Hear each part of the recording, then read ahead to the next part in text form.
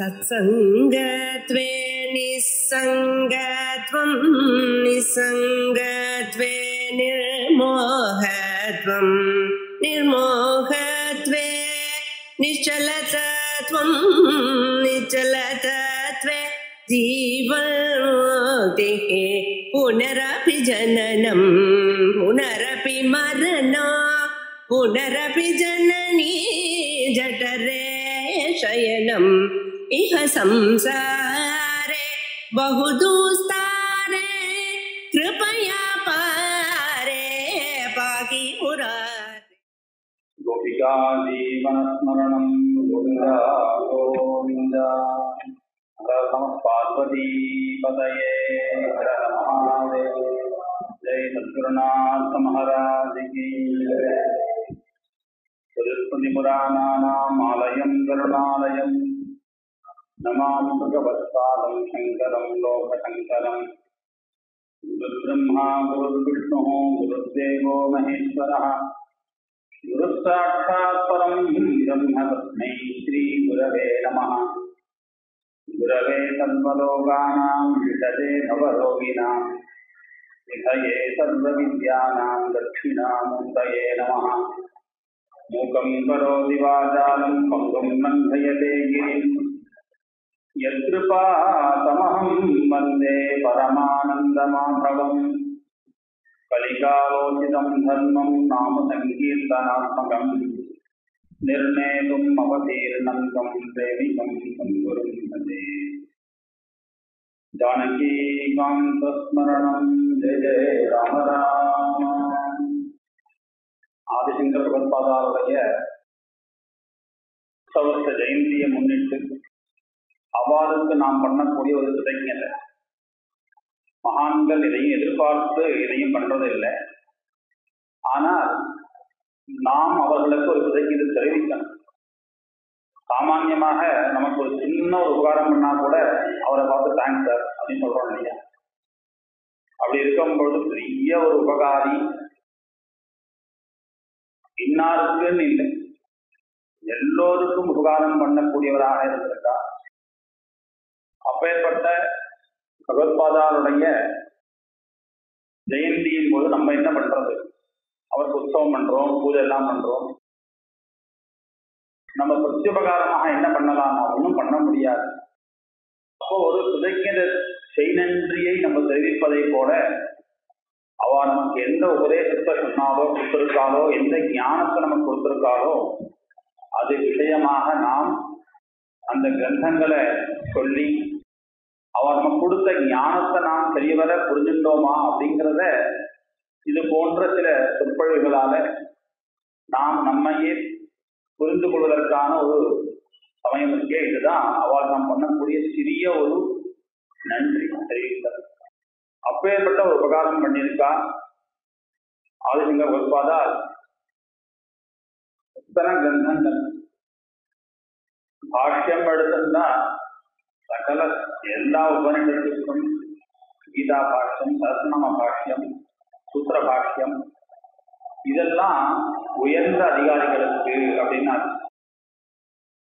உயர்ந்த அதிகாரிகள் யார் அதற்கான தகுதி உடையவர்களோ அவளுக்கு சம்ஸ்கிருத ஞானத்தோட சாஸ்திர ஞானத்தோட இருக்கக்கூடியவா பாஷ்ய பாடம் படிச்சா அவளுக்கு புரியும். சூத்திர பாஷ்யம் படிச்சா புரியும். அதுல விசாரங்கள், அதுல உள்ள சொல்லக்கூடிய யுக்திகள். அதுக்கு அடுத்ததாக பிரகரண கிரந்தங்கள் வாயிலாக சாமானிய ஜனங்கள் இதுல ஆசை உடையவாளாக இருக்கா. அதே சமயத்துல அந்த அளவுக்கு அதுல அவளால முயற்சிக்க முடியல. ஆசை இருக்கு, இதெல்லாம் தெரிஞ்சுக்கணும் அப்படிங்கிற ஆசை இருக்கு. நம்ம சொல்லுவோம் இல்லையா, பொதுவாக தர்மத்துக்கு பிரமாணம் வேதம். ஆனா வேதத்தை எல்லாரும் புரிஞ்சுக்கவும் முடியாது, எல்லோருக்கும் அது அதிகாரத்துவம் கிடையாது. இன்னார்தான் அதிகாரி அப்படின்னு வேதமே சாஸ்திரங்கள் நியமம் பண்ணிடு. புதுசால் தான் உபநயனம் பண்ண பிறகுதான் அப்படின்னா நியமங்கள் இருக்குது. அப்போ ஸ்மிருதிகள் அப்படின்னு ரிஷிகள்லாம் வேதத்தில் உள்ள விஷயத்தையே புரியும்படியாக ஸ்மிருதிகள், புராணங்கள், இதிகாசங்கள். அதுபோல பகவத்பாதாவும் சித்தாந்த கிரந்தமாக்கக்கூடிய பாஷ்யங்கள்லாம் நல்ல மேதாவிகளுக்கு முமுட்சுகளுக்குன்னு ஆயிடும். எல்லோருக்கும் அதில் பிரவேசம் இல்லை. சம்ஸ்கிருதமே தெரியாது லோகத்துல, ஆனா ஆசை இருக்கு. நாமும் அந்த விஷயத்தை தெரிஞ்சுக்கணும் அப்படின்னு ஆசைப்படுறவா இருக்காளே, அவளுக்காக இது போன்ற பிரகரண கிரந்தங்கள். இதுல என்ன சௌகரியம் அப்படின்னா, பகவத்பாதம் நிறைய உதாரணம், நமக்கு எதெல்லாம் தெரியுமோ, நமக்கு எதெல்லாம் புரிஞ்சுக்க முடியுமோ அது போன்ற உதாரணங்கள்லாம் கொடுத்து கிரந்தங்கள் பண்ணியிருக்காரு. அவ்வளவுலையும் ஒரே விஷயம்தான் திரும்ப திரும்ப. சித்தாந்தம் என்ன அப்படின்னா, சித்தமாக ஒரு ஸ்லோகம் சொல்வா இல்லையா, பிரம்ம சத்தியம் ஜெகன் மித்யா ஜீவோ பிரம்மைவனாபரா. இதுதான் திரும்ப திரும்ப வேதாந்தம் முழுக்க பகவத்பாதாவுடைய பாஷ்யமாக இருக்கட்டும், பிரகரண கிரந்தமாக இருக்கட்டும், ஸ்தோத்திரங்களாக கூட இருக்கட்டுமே, அங்கேயும் பதகோவிந்தம் பதகோவிந்தம் அப்படின்னு ஸ்தோத்திரமா குழந்தைக்கு அடுத்தது ஸ்தோத்திர கிரந்தங்கள் அதையும் பண்ணியிருக்காங்க. குழந்தைகளுக்கு படிக்கும்படியாக அப்பா முட்டாளே அப்படின்னு யாரை கூப்பிடுறாரு? குழந்தை முட்டான்னு சொல்லல, நம்ம எல்லாரையும் பார்த்தான் கூப்பிடுறாரு. மூடமதே பஜ கோவிந்தம் அப்படின்னு குழந்தைகளுக்கும் புரியும்படியாக அவளுக்கெல்லாம் ஸ்தோத்திர கிரந்தங்கள். ஓரளவுக்கு சாஸ்திர ஞானம், ஓரளவுக்கு சம்ஸ்கிருத ஞானம் சொன்னா புரிஞ்சுக்க முடியும். அதுல நாட்டமுடையவர்களுக்கு பிரகரண கிரந்தங்கள், நல்ல ஒரு மேதாவிகள் விற்பத்தி உடையவா அவளுக்கு பாஷ்யம். இப்படி அதிகாரிகள் இருந்தால் போல சொல்லக்கூடிய விஷயம் ஒண்ணுதான். எல்லாத்தையும் ஒரே விஷயம்தான். இத்தனை பிரகரண கிரந்தங்கள் இப்ப படிக்கும். இன்றைய தினம் அத்வைதானுபூதி அப்படிங்கிற ஒரு இடத்த நம்ம பார்க்க போறோம். இது மட்டும் இல்லை, இதெல்லாம் அடுத்து நிர்வாண சட்டம், நிர்வாண சட்டம் இல்ல பஞ்சகம், இதெல்லாம் அடுத்து சதஸ்லோகி, ஏகஸ்லோகி, ஆத்மபோதம், சுவாத்ம பிரகாஷா, நிறைய கிரந்தங்கள் வடித்திருக்காங்க. திரும்ப திரும்ப எல்லாத்தையும் ஒரே விஷயம்தான். ஆனால் பெரிய விஷயம். எது பெரிய விஷயம்? மற்ற மதங்களை விட அத்வைத மதத்துல ஒரு விஷயத்தை நிலைநாட்டுறது அப்படின்னு பெரிய விஷயம். ஏன் அப்படின்னா, நமக்கு அது அனுபவத்திலேயே வர முடியாத, புரிஞ்சு கொள்ள முடியாத ஒரு பெரிய விஷயம். மற்ற மதங்கள்ல செய்திகளோ இல்ல விசிஷ்டா செய்திகளோ அவ சொல்லும்படியாக நம்ம போயிட்டோம் அப்படின்னா நமக்கு ஓரளவுக்கு புரியும். பகவான் அப்படின்னு இருக்கா, நாம் தான் ஜீவன், நம்ம எல்லாம் பக்தி பண்ணணும், அவனை அடையணும் அப்படிங்கிறதுக்காக நம்ம முயற்சி பண்ணணும் அப்படின்னு சொன்னா புரியும். ஆனால் பகவத்பாதாருடைய சித்தாந்தம் இருக்கே, என்னுடைய தியரி இருக்கு, இந்த அத்வைதம் அப்படிங்கிற இந்த ஒரு விஷயம்ங்கிறது அனுபவத்துல வந்தாலொழிய சுலபமாக புரிஞ்சுக்க முடியாது. அனுபவம் வந்தவா பகவத்பாதால் மாதிரி இருக்கக்கூடியவா நமக்கு உபகாரம் பண்ணணுங்கிறதுக்காக சொல்லியிருக்காங்க. அதனால இந்த கிரந்தத்துக்கு பெயரே அத்வைதானுபூதி அப்படின்னு. அத்வைத அனுபவம் தான். அத்வைதம்னு ரெண்டாவது ஒண்ணு இல்லை. அத்வைதத்துக்கு என்ன அர்த்தம்? இரண்டாவது அற்றது அத்வைதம். இரண்டாவதாக அற்றதுன்னே இந்த ஒரு மதத்துக்கு பெயர். அப்படியே பேர் வைக்கணும் அப்படின்னா, அப்படி சொல்றதுங்கிறது ரொம்ப கடினம். ஏன்னா எல்லாருக்கும் ரெண்டுங்கிறது அவசியம். நான் அவர் கண்டிப்பாக உண்டு. ஏன்னா இதுதான் நம்மளுடைய அனுபவத்துல உள்ள விஷயம். நான் இருக்கேன், இதெல்லாம் என்னுடையது, நான் இருக்கக்கூடிய இடம், நான் வாசம் பண்ணக்கூடிய பூமி அப்படிங்கிற நான் என்னுடையது அப்படிங்கிற அகங்காரம் மமகாரம் இல்லாமல் நம்ம எந்த ஒரு விஷயத்திலையும் பிரவர்த்திக்க முடியாது. அதனால நம்ம குழந்தையிலேருந்து இது என்னுடைய தாய், இது என்னுடைய அப்பா அப்படின்னு என்னுடையது சம்பந்தம், நான்கிற அகங்காரம், இது ரெண்டும் இல்லாமல் பிராணிகளே கிடையாது. ஒரு நாயாக இருந்தாலும் பூனையாக இருந்தாலும் தன் கண்ணுக்குட்டிக்கிட்ட, தன் மாட்டுக்கிட்ட தான் கண்ணுக்குட்டி பால் குடிக்கும். அதுவும் தன்னுடைய கண்ணுக்குட்டி வரும்போது தான் பால் கொடுக்கும். மற்றொன்று கண்ணுக்குட்டி தானே, அந்த மற்ற கண்ணுக்குட்டிக்கு பால் தராது இந்த மாடு. அப்போ இது என்னுடைய கன்று அப்படிங்கிற எண்ணம் பிராணிகளுக்கே இருக்கு. அப்படி எல்லா இடத்துலையும் துவைதம் தான் உலகத்துல காணப்படுறதுங்கிறதுனால பகவத்பாதா சொல்லக்கூடிய இந்த அத்வைதம் இருக்கே, இது நம்ம அனுபவத்துல கொண்டு வரது ரொம்ப ரொம்ப ரொம்ப ரொம்ப கடினம். ஆனால் சத்தியம் அதுதானே அப்படிங்கிறார். அதனால புரிஞ்சிக்கவாது முயற்சி பண்ணு அப்படிங்கிறத குழந்தைக்கு சொல்லும்போது பஜகோவிந்தம் அப்படின்னு ஆரம்பிச்சு நமக்கு இது போன்ற அத்வைதானுபூதி, சுவாத்ம பிரகாசிகா, ஆத்மபோதம், இப்படி பல கிரந்தங்கள்ல நான் நேரா பிரவேசம் பண்ணிடுறேன். இந்த அத்வைதானுபூதி அப்படிங்கிறதுல 84 ஸ்லோகங்கள் இருக்கு. அந்த 84 ஸ்லோகத்தையும் பார்க்க முடியாது. சில ஸ்லோகங்களை எடுத்துட்டு இந்த தினம் நாம் அனுபவிப்போம். பொதுவாக சாஸ்திரங்கள்ல ஒரு மரியாதை உண்டு. பூர்வபட்சங்கள்லாம் சொல்லி அதை கண்டனம் பண்ணி அதெல்லாம் இல்லே சொல்லி தன்னுடைய சித்தாந்தத்தை சொல்றது அப்படிங்கிறது ஒரு பட்சம். இன்னொரு பட்சம் தன்னுடைய மதம் இதுதான், என்னுடைய சித்தாந்தம் இதுதான் சொல்லிட்டும். அப்போ அவெல்லாம் வேற மாதிரி சொல்றாளே, இவா வேற மாதிரி சொல்றாளே அப்படிங்கும் பொழுது அது சரியில்லை அப்படிங்கிறத அவ சொல்லுவாள். அதனால கடைசியில தான் முதல்ல என்ன சொன்னோமோ அதுதான் சரி அப்படிங்கிறது நமக்கு நிரூபணமாகும்.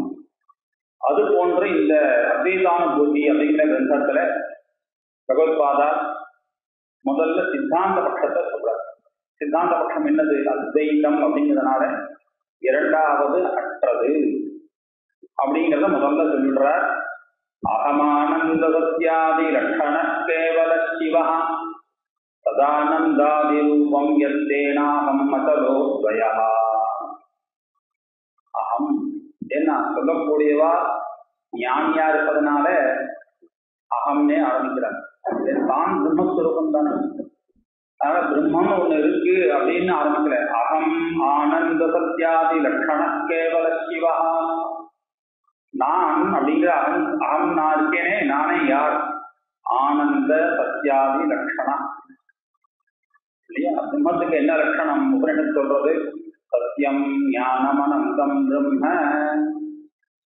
சத்தியம் ஞானம் ஆனந்தம் அப்படிங்கிறது தான் பிரம்மத்தினுடைய லட்சணம், பிரம்மத்தினுடைய ஸ்வரூபம். சத்தியஸ்வரூபமானது பிரம்மம், ஆனந்த ஸ்வரூபமானது ஸ்வரூபமானது. அதனால இங்க ஆரம்பிக்கும் பொழுதே அகம் ஆனந்த சத்யாதி லட்சணா கேவல சிவா.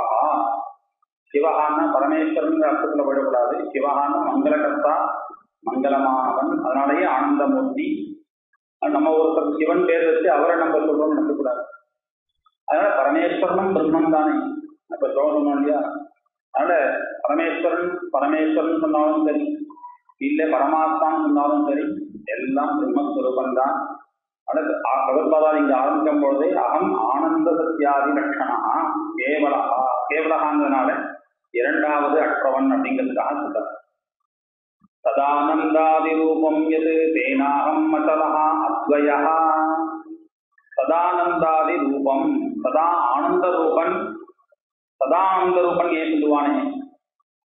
சுகம் துக்கம்னு இதுக்கெல்லாம் துவந்துவன்னு பெயர். ஜெயம் பராஜயம், லாபம் நஷ்டம். ஆனால் இந்த ஆனந்தத்துக்கு விபரீதமான சப்தம் என்ன அப்படின்னா ஒன்றும் கிடையாது. சுகத்துக்கு எதிராக துக்கம் உண்டு, அதனால ஆனந்தத்துக்கு எதிராக ஒன்றும் கிடையாது. ஆனந்த ஸ்வரூபனான பகவான் எப்பொழுதும் ஆனந்தமாகத்தான் இருக்கான். அதனால சதானந்தாதி ரூபம் அப்படின்னு சொல்லி நான் அகலகா அத்வயா, அகண்டமான ரூபத்தை உடையவன். அதனால அச்சலகா, சலனத்தை அற்றவன். இங்க போறான் வரான் அப்படின்னு சொல்ல முடியாது. பிரம்மம் அங்க இருக்கு, அங்க போச்சு, இங்க வந்ததுன்னு சொல்ல முடியாது. ஏன் அப்படின்னா அகண்டமான ஸ்வரூபமாக இருப்பதனால. இந்த விவகாரங்கள் போறது வர்றது அப்படிங்கிறதெல்லாம் எது கண்டமாக இருக்கோ, அவச்சின்னமாக இருக்கோ, அதுக்குதான் போறது வர்றதுங்கிற விவகாரம் உண்டு. ஆனால் ஆத்மா அகண்டமானது, பிரம்மம் அகண்டமானது அப்படிங்கிறதுனால அகலகான்னு சொன்னார். அத்வயா சித்தாந்தத்தை சொல்லிட்டார்.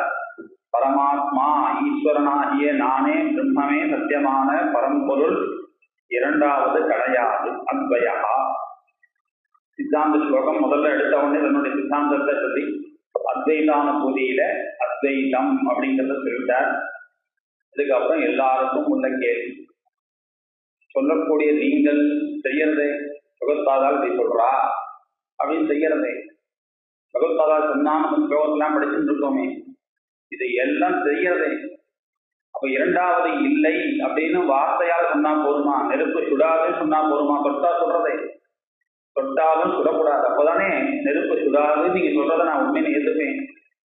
அப்போ வார்த்தையால அகம் அத்வயா, இரண்டாவது அற்றவன் அப்படின்னு சொன்னா மட்டும் போருமா அப்படின்னு வரும் பொழுது நமக்கு என்னெல்லாம் சந்தேகங்கள் இருக்குமோ அந்த சந்தேகங்களை சுலபமான உதாரணங்களை காண்பிச்சு அதெல்லாம் இல்லை அப்படிங்கிறத காண்பிக்கிறார். இங்க இல்லை அப்படிங்கிறது அபாவத்தை சொல்லல. அதனால பொதுவா பிரம்ம சத்தியம் ஜெகன் மித்யா அப்படின்னு சொல்றாங்க. மித்யாங்கிற பதத்துக்கு இல்லைன்னு அர்த்தம் இல்லை. எப்படி முயல் கொம்பு அப்படின்னு ஒரு வஸ்து இல்லையோ, ஆகாச புஷ்பம் அப்படின்னு ஒரு வஸ்து கிடையாதோ, அது போல உலகம் ஒண்ணு கிடையாது அப்படின்னு சொல்ல வரல. பொய் அப்படிங்கிறதுக்கு அபாவம் அர்த்தம் இல்லை, ஆபாசமாக தெரியக்கூடியது, இருக்கிற மாதிரி தெரியக்கூடியது இது அப்படின்னு. அதனால நமக்கு தெரியக்கூடிய விஷயங்களை நாம் எல்லாத்தையும் ரெண்டாக தானே பார்த்துட்டு இருக்கோம். இது ஒண்ணுன்னு சொன்னா எப்படி எப்படி புரிஞ்சுக்கிறது? அதனால சொல்றார் மேல, அக்ஷிதோஷா கோபி துவயவத்பாதி சந்திரமாக ஏகோபியாத்மா ததா பாதி துவயவத் மாயையா மிஷா. இந்த ஸ்லோகங்கள்ல ஆச்சாரியார் முதல் ஸ்லோகத்துல லோகத்துல உள்ள ஒரு உதாரணத்தை சொல்லி, முதல் லைன்ல பூர்வார்த்தத்துல லோகத்துல இருக்கக்கூடிய ஒரு திருஷ்டாந்தத்தை சொல்லுவார். அடுத்தது பிரகிருதமான விஷயத்துல பிரம்ம விஷயத்துல அதை எப்படி பொருத்தி பார்க்கறது அப்படிங்கிறத சொல்லும்படியாக அமைச்சிருக்கா. அக்ஷிதோஷா தசை கோபி துவயவத் பாதி சந்திரமாகா, இது உதாரணம். ஒரே சந்திரன், இது தெரிஞ்சு நம்மளுடைய அனுபவத்தில் சந்திரன் ஒண்ணுதான் நிச்சயமா தெரிகிறது.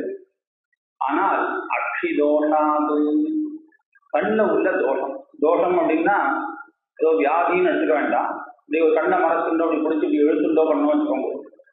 அப்படி பார்த்தோம் அப்படின்னா ஒரே சந்திரன் ரெண்டாக தெரியும்.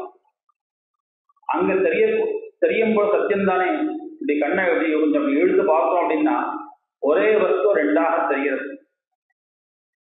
அக்ஷிதோஷா யதா ஏகோபி துவயவத் பாதி சந்திரமா, ஒரே சந்திரன்கிறது சித்தாந்தம், சந்தேகமே இல்லை. ஆனால் கண்ணில் பண்ணக்கூடிய சில காரியங்களால அதுல உள்ள தோஷத்தினால எப்படி சந்திரன் இரண்டாக தெரிகிறானோ அது போல அப்படின்னு பிரகிருதத்துல சமன்மைப்படுத்துறார்.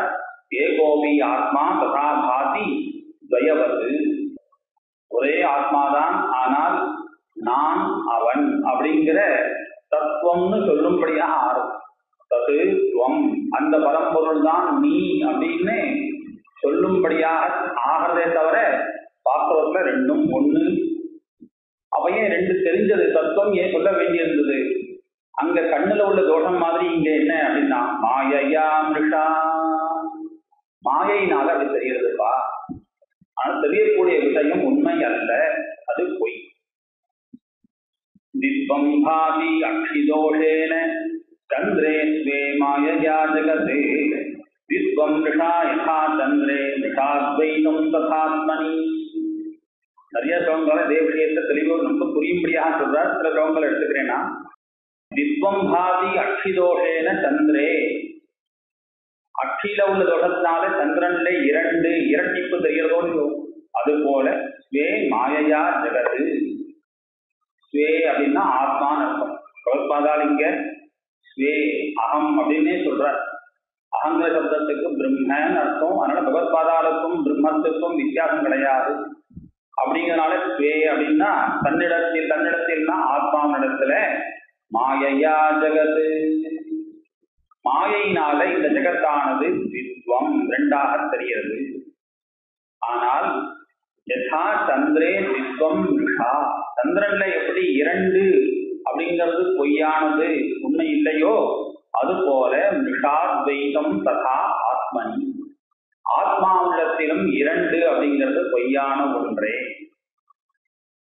அப்படின்னு இந்த உதாரணத்தை சொல்லி, நம்மளுடைய தோஷத்தினால ஒரே வஸ்துவிலே இரண்டு அப்படிங்கிற எண்ணம் ஏற்படுவது போல மாயையினால, மாயாங்கிறது இங்க தோஷத்தினுடைய ஸ்தானத்துல இருக்கக்கூடியது.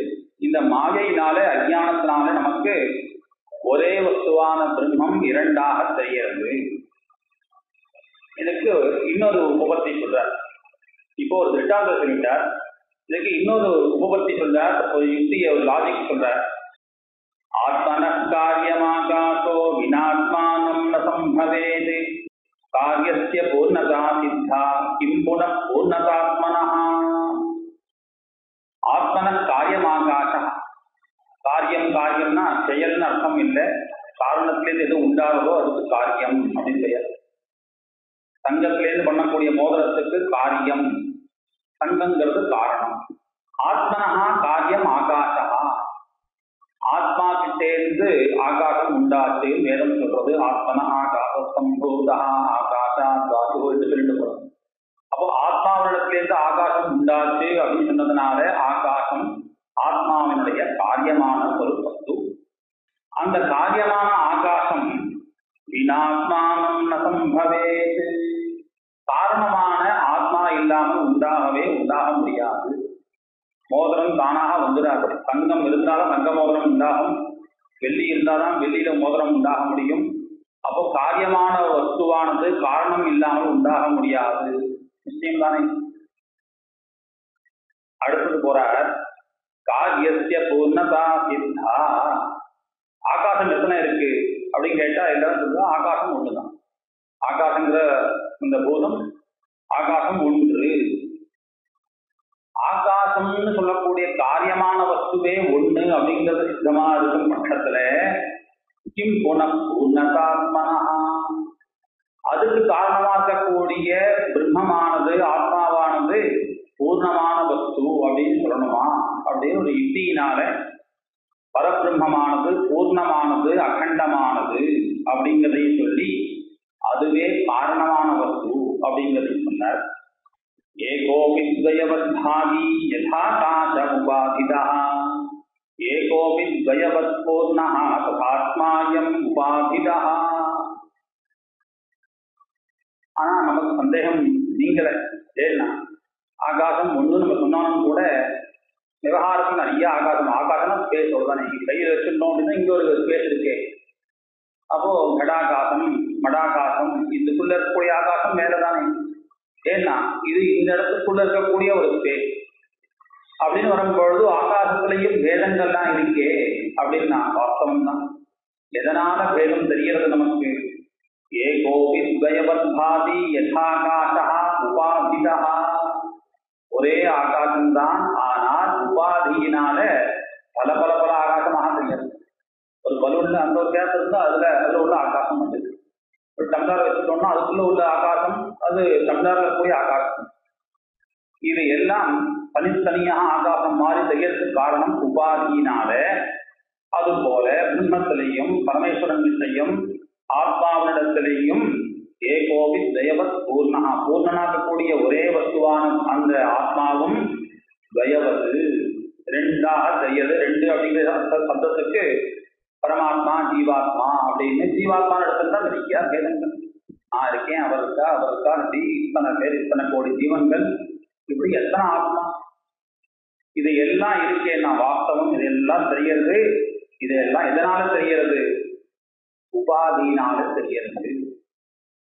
அப்போ அந்த ஒரு குடத்துல இருக்கக்கூடிய ஆகாசம், ஒரு மண் குடத்துல ஒரு ஆகாசம் இருக்கு அப்படின்னா அந்த மண் குடங்கிற ஆவணம் இருக்கே, அந்த ஒரு உபாதி இருக்கிற வரைக்கும் கடாகாசம் இருக்கும்.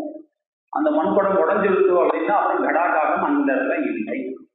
அது போல உபாதி இருக்கிற வரைக்கும் இது ஜீவாத்மா அப்படிங்கிற விவகாரம் அனாதியா இருந்துட்டே இருக்கு. இந்த ஜீவன் எப்போ முக்தனாக ஆயிட்டானோ அப்போ ஜீவாத்மா பிரம்மா பரமாத்மா அப்படிங்கிற பேதம் இல்லை அப்படிங்கிறதான் இங்க தெரியக்கூடிய இந்த பேதம் உபாதியினால அப்படிங்கிறதுக்காக ஆகாசத்தை எடுக்கும் புரியும்படியாக இருந்தால் ஒரே ஆகாசம் அந்த வஸ்துடைய உபாதியினால பலவிதமாக தெரிவது போல ஒரே ஆத்மா உபாதி பேதத்தினால பலதாக தெரிகிறது அப்படின்னு சொல்லி மேலும் சில உதாரணம் அழகான விஷயங்கள் கொண்டு போறாரு. இதெல்லாம் எதுக்காக அப்படின்னா ஆத்மா ஒன்றுதான் ரெண்டாவது தெரியக்கூடிய விஷயங்கள் ரெண்டாவது வாஸ்தவத்துல கிடையாது அப்படிங்கிறதுக்காக வருஷோபல இவாபாதி நீரமேவாப்தயோகதா வருஷோபல விநாசேன நீரநாசோ யதா நஹி ஆத்மைவாயம் ததா பாதி மாயாயோகா பிரபஞ்சவதி பிரபஞ்சஸ்ய விநாசேன ஸ்வாத்மநாசோ நஹி க்வசித். வருஷோபல இவாபாதி நீரமேவ, ஜலம்தான். ஜலமே வெயில் காலத்துல எவாபரேட் ஆகினா அது மேகத்துல போய் சேர்றது. அப்த யோகதா, அப்படி ஆகாசத்துல மேகத்தை சேர்ந்ததுனால அப்புறம் குளிர்ச்சி ஆகி இந்த சமயங்கள்ல வருஷோபலம் பனிக்கட்டியாக வரும். மழையா இல்லாமல் சில சமயங்கள்ல வருஷ உபாலம் போலனா கட்டி கல்லு, சில சமயங்கள்ல பனி கட்டியாக விழறது. அப்போ பனிக்கட்டி தான் அங்க இருந்துதான் இல்லை, இதே ஜலம் கீழே என்ன ஜலம் வந்ததோ அதே ஜலம் அந்த மேகத்துல சம்பந்தப்பட்டதுனால திரும்ப பனிக்கட்டியாக விழுறது போல. ஆனால் வருஷோபல வினாசேன விழும்போது பனிக்கட்டி மாதிரி விழுந்தது, கொஞ்ச நேரம் கழிச்சு அந்த பனி உருகி அப்புறம் ஜலமா எடுத்து இப்போ அங்க அந்த பனிக்கட்டி இருக்கா அப்படின்னா இல்லை. ஆனா ஜலம் இருக்கான்னு கேட்டேன், நான் இருக்குன்னு சொல்லப்போம். வருஷோபல வினாசேன நீரநாசா யதா நகி. வருஷோபலங்கிற அந்த பனிக்கட்டி அப்படிங்கிறது போனாலும் கூட ஜலமானது எப்படி இருக்கோ, அப்போ ஜலம் ஒரு விஷயத்தினுடைய சம்பந்தத்தினால பனியாக மாறிட்டு திரும்ப அந்த பனிக்கட்டியான உரிய போய் ஜலமாகவே ஆயிடுச்சு இல்லையா? அது போல ஆத்மைவாயம் ததா பாதி மாயா யோகா பிரபஞ்சவது.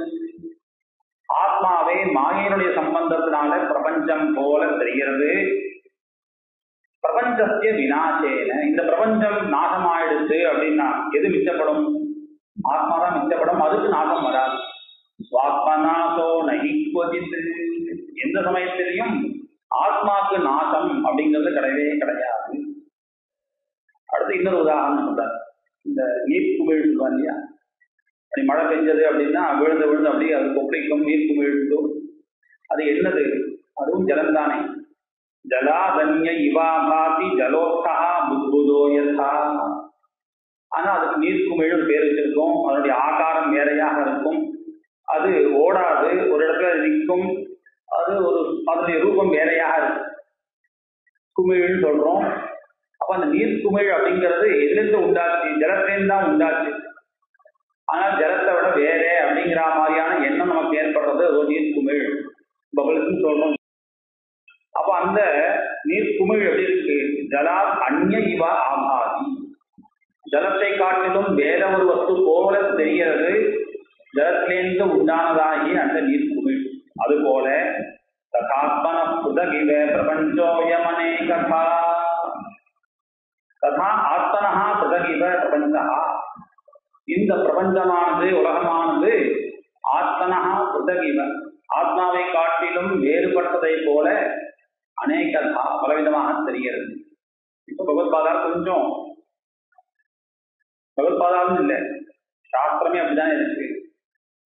அதாவது பிரம்ம ஜிக்ஞாசான்னு ஆரம்பித்த வேத வியாசாச்சாரியார் ஜென்மாத்தியத்தை எதாகான்னு அடுத்த சொல்றாரு. ஏன் அப்படின்னா ஜென்மா இது நமக்கு தெரியக்கூடிய பிரபஞ்சங்களை வச்சுதான் நம்ம புரிய வைக்க முடியும். அப்போ இந்த உலகம் நம்ம பார்க்கக்கூடிய இந்த பிரபஞ்சமானது எங்க எந்த பிரம்மத்திலேருந்து உண்டாச்சோ, எதனால எந்த பிரம்மத்துல இருந்துருக்கோ, எதுல போய் ஒடுங்க போறதோ அதுதான் அந்த பிரம்மம் அப்படின்னு நமக்கு தெரிஞ்ச விஷயத்தை தான் சொல்றது சாஸ்திரமே. அதனால இங்கேயும் பகவத்பாதால் ஜலோத்தமாக்கக்கூடிய பிரபஞ்சம் தெரியறதேன்னா அந்த பிரபஞ்சம் எங்க உண்டாச்சு அப்படின்னா பிரம்மத்துக்கிட்டேன்னு தான் உண்டாச்சு. இந்த முழுக்க இங்க அதைதான் போதினி இல்லை, எங்க எடுத்திருந்தாலும் எல்லா இடத்துலையும் ஒரே விஷயம், இந்த பிரபஞ்சத்துக்கு அதிஷ்டான சத்தமாக்கக்கூடியது பிரம்மம் அப்படிங்கிறது அத்வைத சித்தாந்தம். அதனால அந்த அதிஷ்டானமாக்கக்கூடிய ஜலத்திலேருந்து எப்படி அந்த நீர்க்குமிழ் உண்டாச்சோ, ஆனால் ஜலத்தை விட வேற வஸ்துவாக தெரிகிறதோ இருக்கிற வரைக்கும், அதுவே உடஞ்சி போயிடுதுன்னா திரும்ப ஜலமாகவே மாறிவிட போறதோ, அது போல இந்த உலகமானது பிரம்மத்திலேருந்து உண்டாச்சு, ஆனால் வேற மாதிரி தெரிகிறது. யதா புத்புதநாசேன ஜலநாசோ ந கரிஹியதே. ஆனால் நீர்க்குமிழ் உடஞ்சி போயிடுது அப்படின்னா ஜலம் போயிடுமா, நாசமாயிடுமான்னா ஆஹா. அது போல பிரபஞ்ச நாசேன நாசத்யாத் ஆத்மனோ நகி. இந்த பிரபஞ்சம் எல்லாம் நாசமாயிடுத்து, பழைய காலத்துல எல்லாம் போச்சு, ஒன்றும் கிடையாது அப்படின்னு இருக்கும் பொழுது இதுக்கு காரணமான இந்த ஆத்மாவுக்கு நாசம் உண்டா அப்படின்னா கிடையாது அப்படின்னு காரியகாரண பாவத்தினால காரியமான வஸ்து நாசமாகுமே தவிர காரணமான வஸ்து நாசம் ஆகாது அப்படிங்கிறதுக்காக இந்த புத்புதம் நீர்க்குமிழ் இதெல்லாம் சொன்னார். அடுத்து இன்னொரு உதாரணம் சொல்றார். ஆத்மாவுடையவே சம்பந்தம் உடையது இருக்கு. நம்ம சொல்லக்கூடிய சைத்தன்ய வஸ்துவான ஜீவாத்மாக்கள்லாம் ஆத்மா சம்பந்தப்பட்டது தானே. ஜடமான வஸ்துவன்னா சரின்னு சொல்லலாம். ஆனா அங்கிருந்தே உண்டான வஸ்துவா இருக்கும் பொழுது இது வேற அது வேறேன்னு தானே ஆகணும் அப்படின்னா இல்லை இல்லை. அகிநிர்ஜயனீஜாதா शुच्यादिर्नाहिमाप्नुयात् तथा स्थूलादिसम्भूतः शुच्यादिर्नाप्नुयादिमम् त्यक्तां त्वचं महिर्यद्वते आत्मत्वेन न मन्यते आत्मत्वेन सदा ज्ञानी त्यक्तदेहत्रयं तथा अहिर्निर्दयनीनाशात् अहेर्नाशो यथा नहि देहत्रय विनाशेन नात्मनाशः तथा भवेत्. இந்த மூன்று ஸ்லோகங்கள்ல இந்த பாம்புடைய தோல் இதை உதாரணமா எடுத்துருக்கார். பாம்பானது என்ன பண்றது, தன்னுடைய தோலை உரிச்சிட்டு போயிடும். அந்த தோல் எதனுடையது? பாம்புனுடைய சரீரத்திலேயே இருந்த அவயம் தானே. அந்த தோல் உரிச்ச பிறகு அந்த தோலை என்ன பண்ண அரோட எடுத்தான், அதை சுத்தி பண்ணா, எல்லாம் பண்ணார். இப்போ அந்த பாம்புடைய தோல் தானே சுத்தி பண்ணிருக்கு. ஆனால் அந்த பாம்பு தோலில் பண்ணப்பட்ட சுத்தியானது பாம்பை அடையாது. அந்த தோலை சுத்தி கிளீன் பண்ணி ஏதோ பண்ணா கூட அதனால் அதுல ஏற்பட்ட சுத்தியாதி சுத்தம் முதலிய காரியங்கள்லாம் அதனுடைய அமைதியா இருந்த பாம்பை போய் அடையாது இல்லையா. அது போல ததா ஸ்தூலாதி சம்பூதா சுத்தியாதி நாப்னுயாதிமம். அது போல பாம்புடைய தோல் போல நம்மளுடைய சரீரம், இந்த சரீரத்துல என்ன ஸ்தூலம் சௌல்யம் கால்சியங்கிற குணங்கள்லாம் உண்டோ, ரொம்ப இழைச்சிருக்கிறது, ரொம்ப பருத்து இருக்கிறதுங்கிற என்னெல்லாம் உண்டோ, இதெல்லாம் ஆத்மாவை போய் சேராது. அதனால பாம்புடைய சரீரமாக இருந்து பாம்பு தோல் சொன்னாலும் கூட பாம்பு தோளுடைய அந்த குணமானது பாம்பை அடையாதுன்றது போல சரீரத்துக்கு உள்ள தர்மங்கள் ஆத்மாவை அதுக்குள்ள இருக்கக்கூடியதுன்னு நினைக்கக்கூடிய ஆத்மாவுக்கு அதெல்லாம் ஒட்டாது. மேலும் தேக்தாம்பதம் அகில் என்பது ஆத்மத்தேன நமன்யதே. பாம்புக்கே அந்த அறிவு என்ன அப்படின்னா, தான் உரிச்ச தோலை திரும்ப ஐயோ தன்னுடைய தோளாச்சே நினைச்சு பார்த்துன்னு இருக்காரு. ஒரு முள்ளுல குத்திக்கும், சரசரன்னு அப்படியே மேல பாஞ்சிட்டு போயிடும், அந்த தோலை உரிச்சிட்டு போயிடும். அதுக்கப்புறம் தன்னுடைய தோல் அப்படிங்கிற எண்ணம் பாம்புக்கே கிடையாது. ஆத்மத்வேன நமன்யதே, தான் அப்படிங்கிற தன்னுடைய சரீரத்தை பார்த்து நினைக்கிறதோ பாம்பு நினைக்கிறது கிடையாது. அது போல ஞானி என்ன பண்றான், ஆத்மத்வேன சதா ஞானி त्यक्तदेहत्रयं तथा